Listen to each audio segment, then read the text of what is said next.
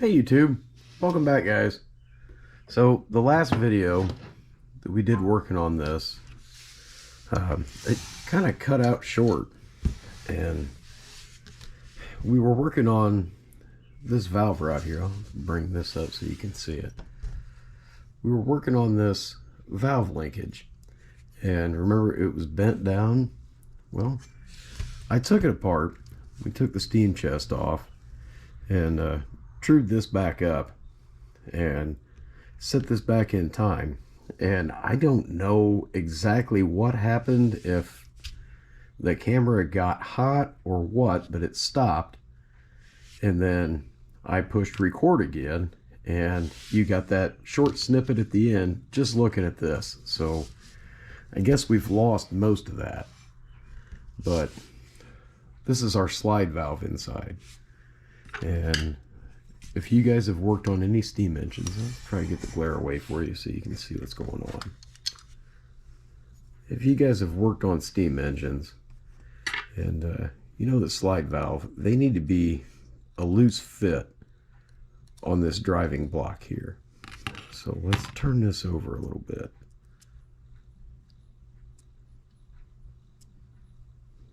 As you guys can see, that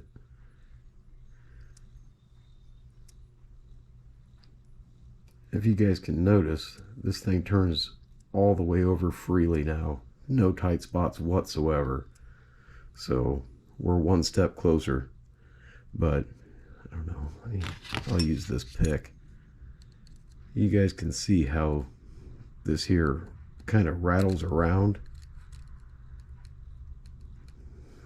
Does it show up or not? But the steam pressure is what holds this valve up against the face. I don't know if you guys want to see this or not, but it might help to explain a little bit when it comes to, oh dang it, here, when it comes to, you can see my hand over here, you can see the linkage, you can see this valve. When it comes to how that linkage works and what it does up here. So we're in full reverse right now. So if the engine's running backwards, you can see this valve up here work. Now without moving the flywheel, watch what happens to this valve. Did you see it move all the way to the front? Now we're in full forward.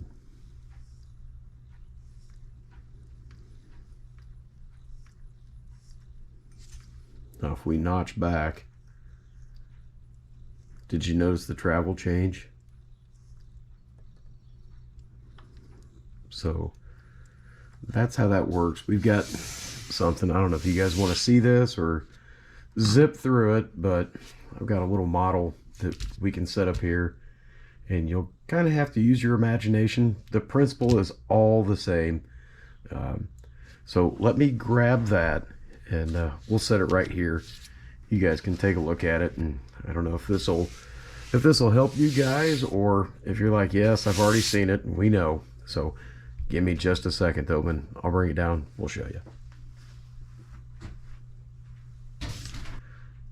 So this is a Welch scientific demonstration for teaching, and now mind you, this is backwards on a locomotive, which is what this is representing. This would be the drive wheel that touches the track.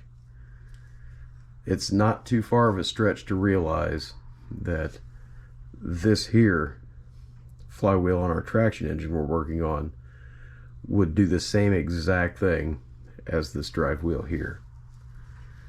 So this is our control rod, which is back here. You saw us just move, which changed our valve up there. So if we watch, let me see if I can, maybe that is a good spot. So right now, the engine is in neutral, which that is this rod here. If we watch, our piston can move back and forth freely that if we watch our valve up here, very, very little happens. I guess if the word neutral would apply to a steam engine. And so if we go and see our linkage here, how it moves, we move this and we watch our valve up front. Can you see how much more movement it has? Now if we push it full forward, now look at how much more travel we have and the timing on our admission and exhaust of steam. Now we run it into reverse.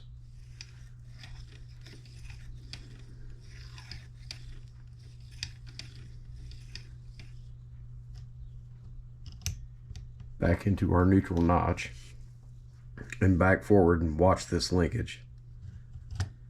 Did you see the linkage move?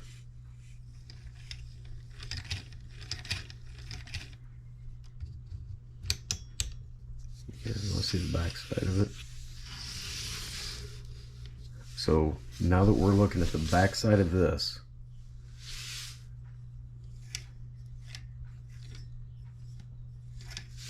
you can see how this rocks back and forth with our cam timing. But look at our valve. It's moving, but just ever so slightly. Full reverse. Now look at the travel on our valve up here. Full forward. The travel on our valve. So we'll get this out of the way. I'll pull this closer. And the same principles apply. Very little movement on our valve. We move it full forward. The travel on our valve, we put it back into neutral and put it into reverse, and the travel on our valve. So that's how timing is on a steam engine, a double acting steam engine, I should say. So you have your admission on the front side and the rear side. Okay, with that said, let's get our steam chest cover put back on, and we'll move on to the next step.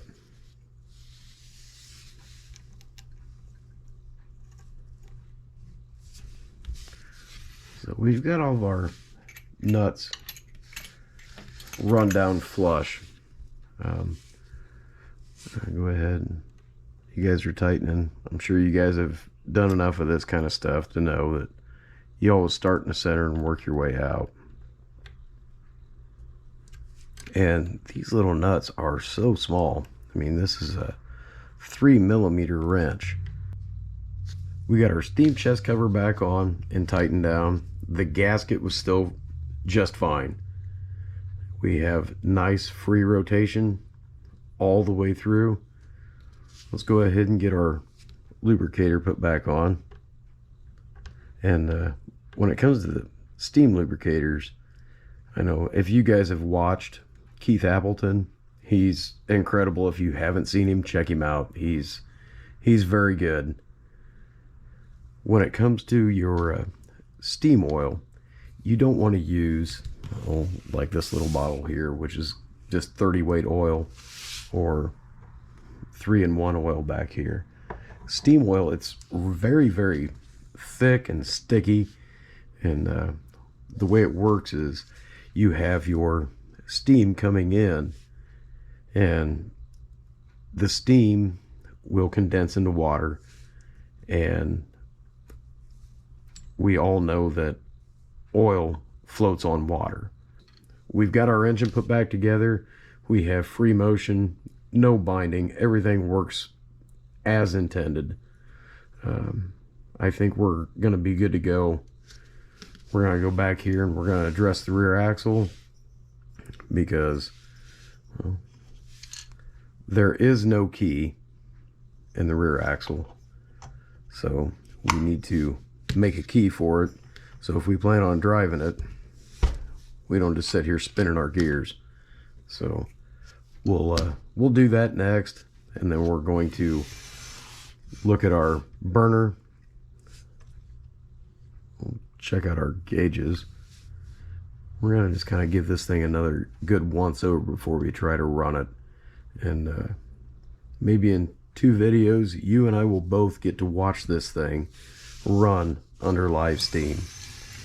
We might, let me grab that canopy. So this is the canopy that lives on the top. And if you guys can see, it says Resner's Popular Amusements on Tour. What do you think we ought to put on here? Once again, leave me a comment down there.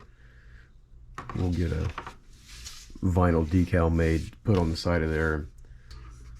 And the top of it, I'm not sure if it was made that way to look as if it was, you know, exhaust staining, but we get the rest of this thing cleaned up, we ought to make it look pretty nice. So tell me what you guys think we ought to put on the side of that canopy, and we'll get it running. We're going to check out our generator for the front here, which runs the lights underneath of this. And yeah, I think it'll be kind of fun.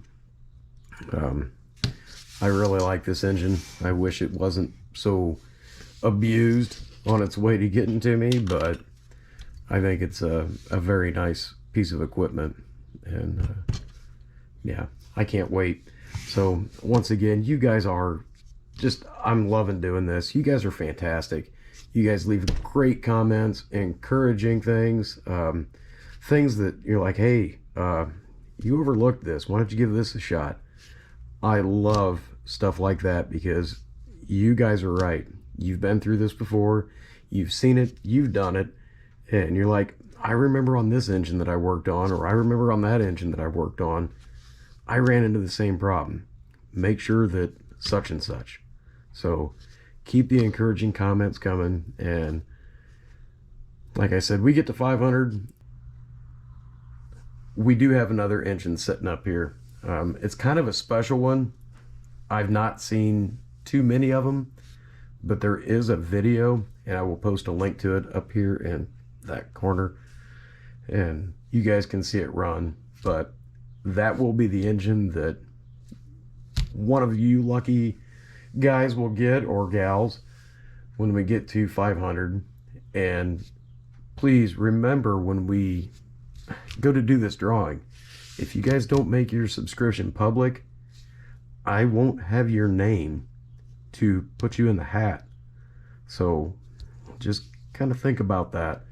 So we might have 500 viewers or 500 subscribers, but if only 250 of you have your subscription public, I can only enter the ones that I know.